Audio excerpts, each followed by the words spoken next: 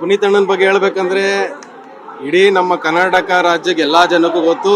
ಅವ್ರ ಪ್ರೀತಿ ವಿಶ್ವಾಸ ಮನೆಯಲ್ಲೂ ಅವ್ರ ಮನೆ ಮಗನಾಗಿ ಇವತ್ತು ಎಲ್ಲಾರ ಮನೆಯಲ್ಲೂ ಇದ್ದಾರೆ. ಇವತ್ತು ನೀವೆಲ್ಲೇ ರೋಡಲ್ಲಿ ಹೋಗಿರ್ಬೋದು, ಮನೇಲಿ ಹೋಗಿರ್ಬೋದು, ಅವ್ರ ಫೋಟೋ ಎಲ್ಲಾರ ಮನೆಯಲ್ಲೂ ಖಂಡಿತವಾಗ್ಲೂ ಇದ್ದೇ ಇರ್ತದೆ.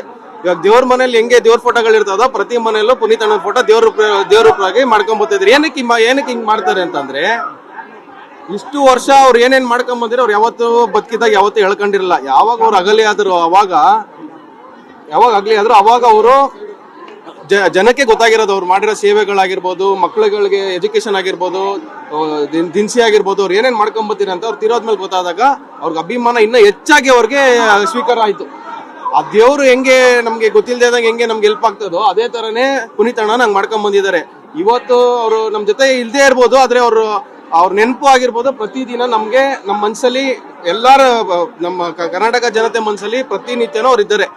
ಸೊ ಇವತ್ತು 4ನೇ ವರ್ಷ ಪುಣ್ಯಸ್ಮರಣೆ ಆಗಿದೆ.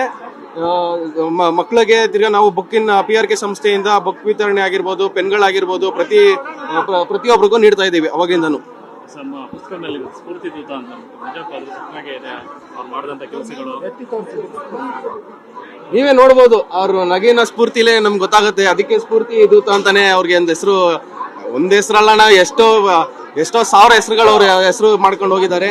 ಇದೊಂದು ಸ್ಫೂರ್ತಿ ದೂತ ಅಂತ ಒಂದು PRK ಸಂಸ್ಥೆಯಿಂದ ಎಲ್ಲ ಮಕ್ಕಳಿಗೂ ಕೊಡ್ತಾ ಇದ್ದಾರೆ ಸರ್.